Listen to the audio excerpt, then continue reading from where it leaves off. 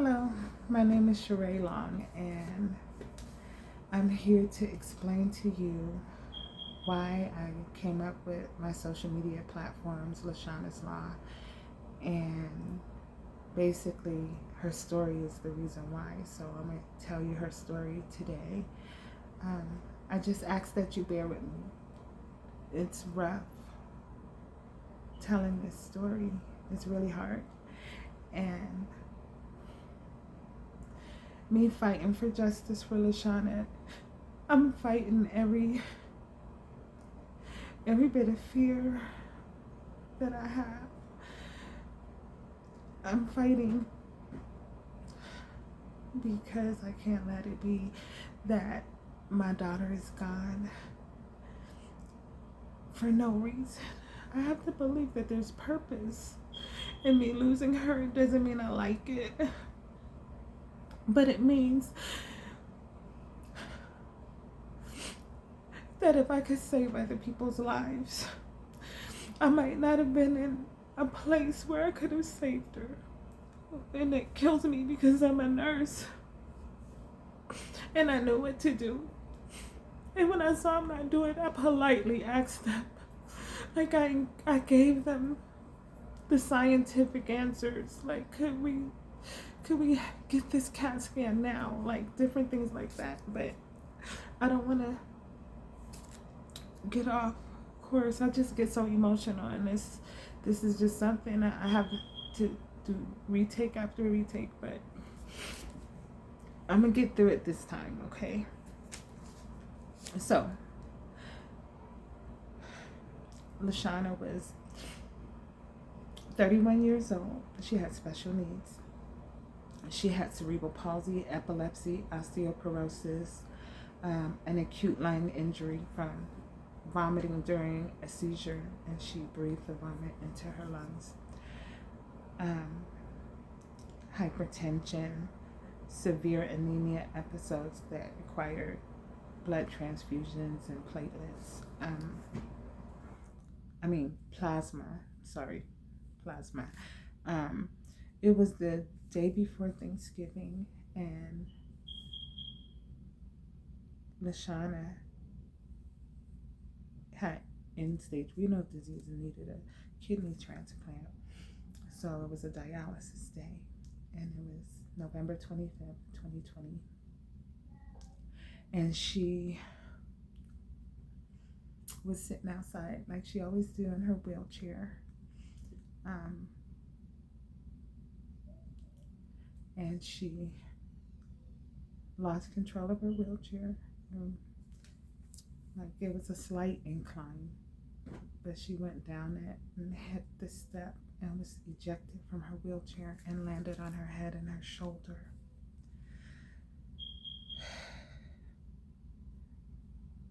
We called 911, and the North Las Vegas Fire Department answered the call, the EMTs, and they came to the scene, and because she was awake, they said she didn't need to be transported. So y'all know I'm a nurse, right? So I'm like, do you see this hematoma on her head? And these two young Caucasian guys, they just debated with me instead of taking care of LaShauna. They said, "Man, we're not taking her." And I said, "Okay." I said, "You know what? She has epilepsy, and this is a head injury, so she needs to go to the hospital and be checked out." They said, "Ma'am, she's fine. We're not taking her." And I said, "Look, she has osteoporosis. She can have broken bones. Like, we need to get her to the hospital." And this went on for 15 minutes, and they even told me to let her go in the house and go to sleep and take a nap. And I said, "You know what? Are you going to take her or not? Because I'm going to have to call her. I'm going to have to call again." That's what I was thinking. I'm going to call 911 again because they could leave, but they decided to take her at that point after they asked me if I had power of attorney over her or something like that. But the truth is, Shauna had a brain injury that, and nothing in medical knowledge says to leave that patient and that patient is not at risk. So they were wrong. They de-escalated the call from emergent to non-emergent. They took me to a non-trauma hospital, which I didn't know the hospital was non-trauma. Okay. And as soon as we got there, Shauna threw up before the paramedics even left.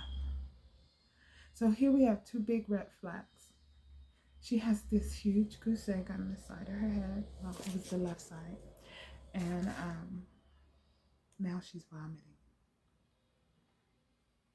And I'm saying, could you please do this CAT scan? She's vomiting now. Like, I was really trying. I later find out when about 15 minutes after we got there, a nurse practitioner wrote an order for a stat CAT scan and stat x-rays. And I find out that when I found that out, it was devastating because it took them an hour and like 20 minutes to get those tests. Like her nurse never introduced herself to me or Shauna. She never did a health assessment of Shauna. She never asked me a question. She didn't even ask me why are y'all here like they usually do. She didn't talk to me. I never knew who her nurse was until I got the medical records.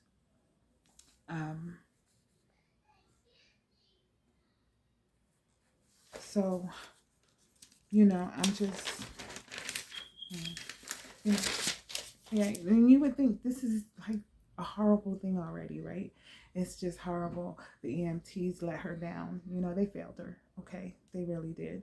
And so then we get to North Vista Hospital, and the staff there failed her too. So the nightmare had only just begun with the paramedics. This was the most, I can't even describe that day. It was like unreal. It was unreal, and it was devastating because I'm a medical professional and they're supposed to be too. But they had no sense of urgency about saving my daughter. So at North Vista, they placed her on a gurney in the hall. They never once attached her to monitors or anything. She was still on her oxygen tank we came with. Okay, so the results of the CAT scan and the x-rays, I'm just fast forward because I'm going to go in detail on other videos. I'm going to take pieces of this story piece by piece and have the documentation to go with it. So if you just keep watching the videos, you'll get the full story in depth. So Shauna had what they call a severe subdural hematoma. You know what? Before I show you that picture, I need to show you this one because I've been talking about her, but here she is. That's my Lashauna. This picture was taken 3 weeks before she fell. Okay. So she had a severe subdural hematoma with herniation. In layman's terms, what that is she had a severe brain bleed that was so bad that the pressure, the swelling, and all had started to push her brain into her spinal column. So it was like herniating. So this is a picture of the CT scan. And if you can look on this side, that's how big the lump on her head was. Okay. And they didn't want to take her to the hospital though, right? But she also had a complete fracture of her left clavicle. So I'm gonna see if I could angle this. There you go. So you can see that her shoulder blade, her shoulder bone, the clavicle, is broken into 2 separate pieces. But she didn't need to go to the hospital. I'm gonna go back to the CAT scanner, because even in that, if you look closely, you can see that her shoulders are asymmetric. They're not equal. So you can see that that left shoulder is not held up like the other shoulder is.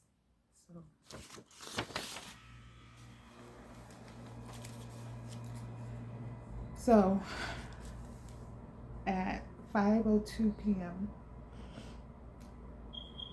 UMC Trauma accepted Lashauna.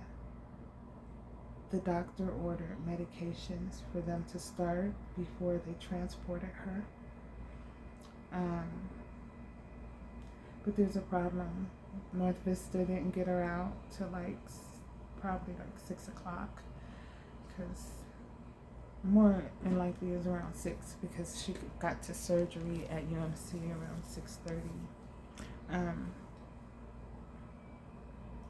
It took them so long because they were trying to clean up the neglect by putting slings on her and trying to get IVs. And I told the nurse, one nurse, it was 2 nurses, because they were going to both try to do this IV. And I told them they weren't going to get a line. She's a dialysis patient. She was in the hospital 3 weeks ago for transfusions. There's no way. Just have the ER doctor put in an external jugular, which is a line in the neck. And ER doctors can do that. They told me not. They knew how to do their job. That's basically what they said. And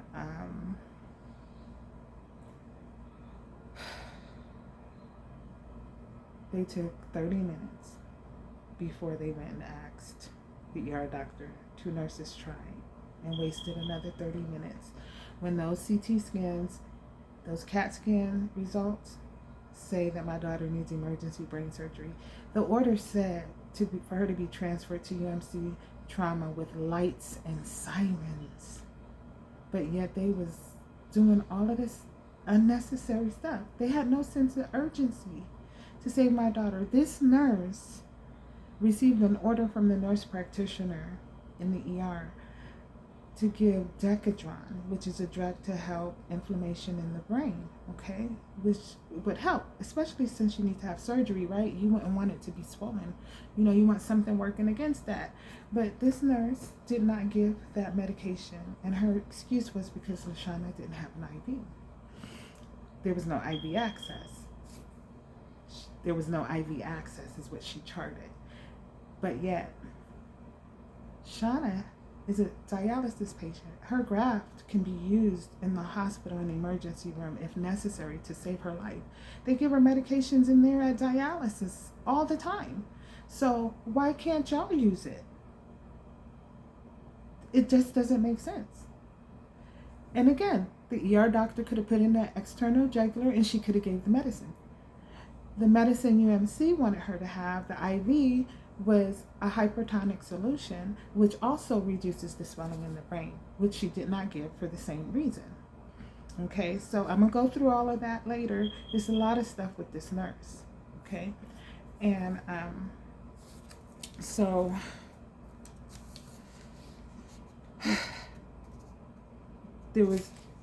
I do have to say this, there were medications ordered that the seizure medication, she never gave that. It's a head injury. Don't you want to give the seizure medication? She's epileptic. Come on. It's a lot of things. I'm a nurse, so I know what I would have done. I know what the colleagues that I know are good colleagues would have done. And this is not it, you know? So, no vital signs were taken on my daughter. I got medical records. No vital signs were taken on my daughter until after the critical results came back. Okay?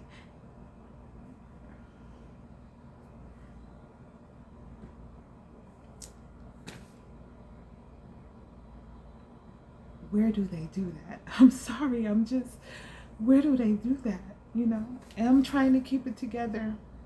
I am. I really am. The bottom line is this.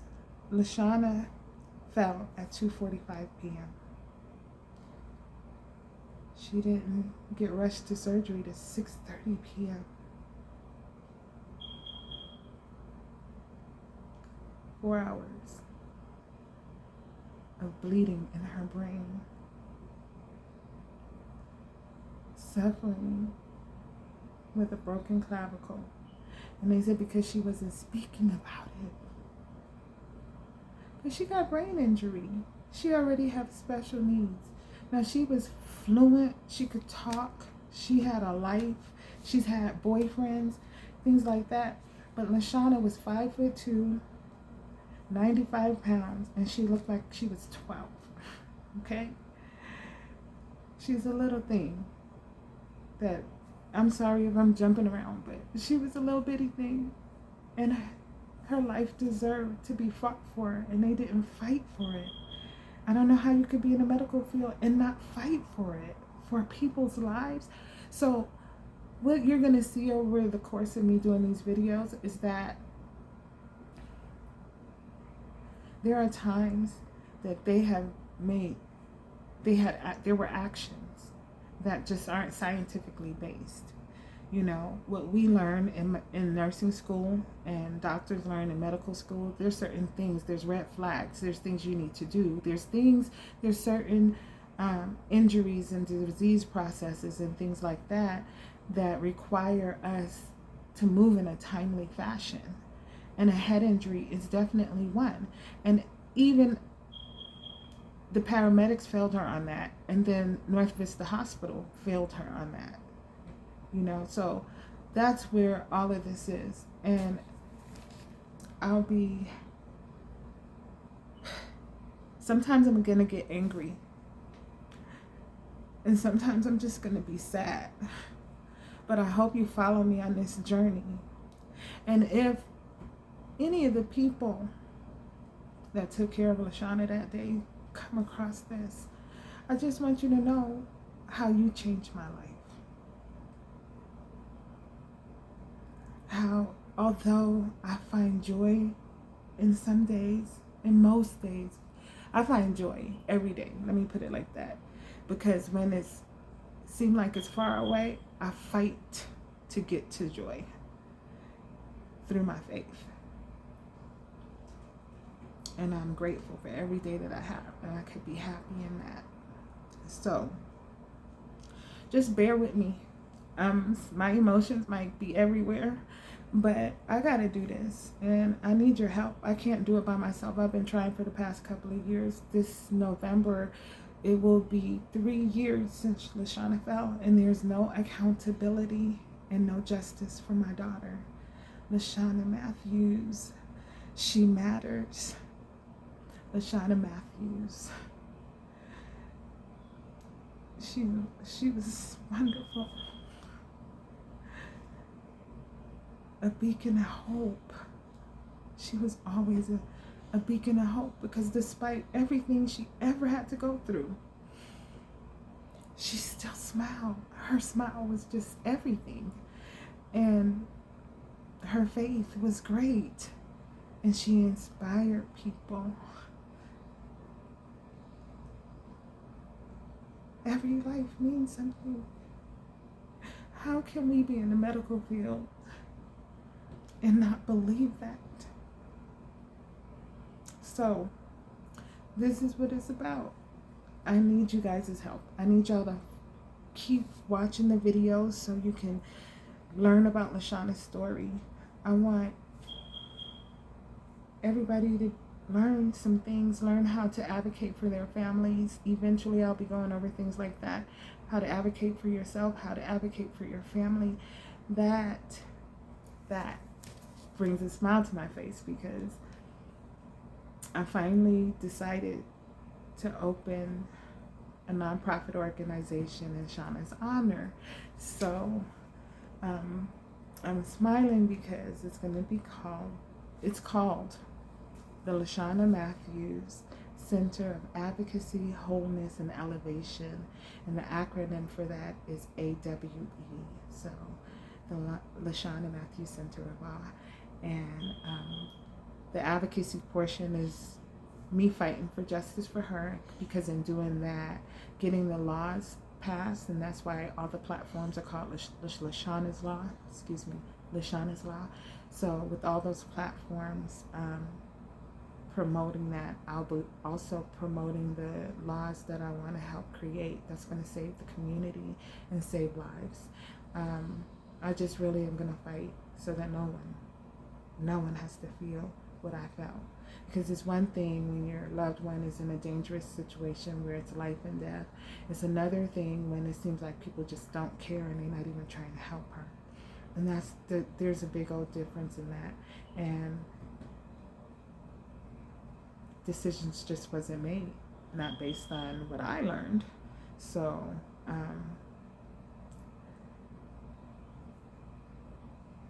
it's what every nurse learns. People in the medical field are supposed to know better. That's all. They just supposed to know better, do better. And if you can't do that anymore, you need to step down. Get an office job. Be a medical advisor or something. But don't have people's lives in your hands. Don't discriminate. Lashauna was Black.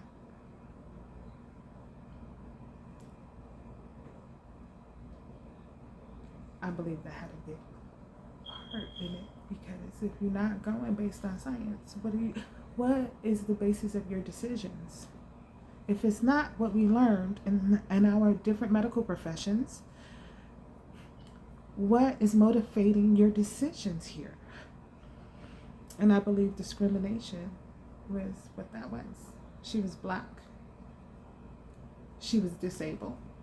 These two groups of people suffer a lot of discrimination in healthcare. It was even proven that during COVID, medical facilities were not treating disabled people. When the disabled people came in for COVID and COVID symptoms, and they would see the able-bodied people before the people with disabilities.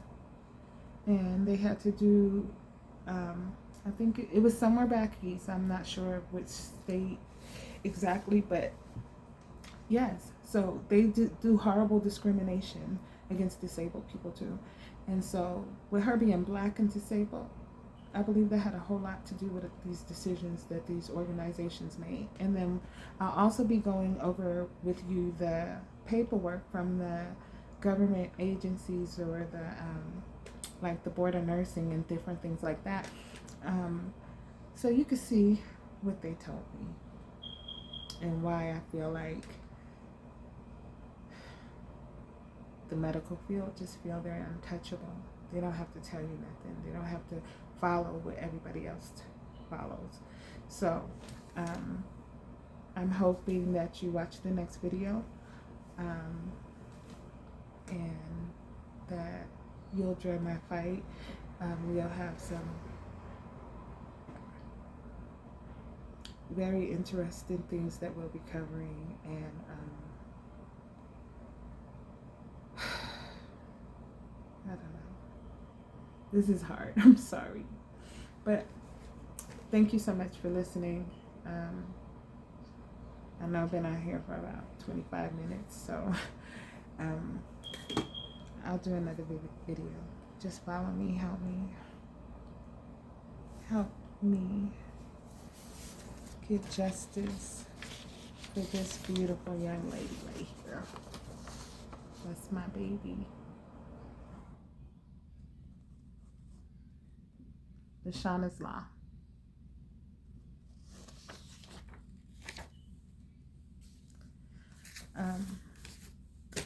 That was 3 weeks before her accident.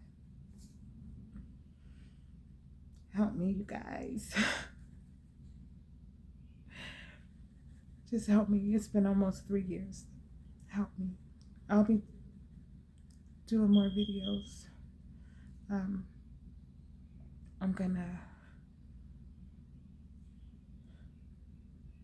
gonna try with everything I have. I gotta try. It's not right, and I know it. And so nobody else has to go through this. Thank you.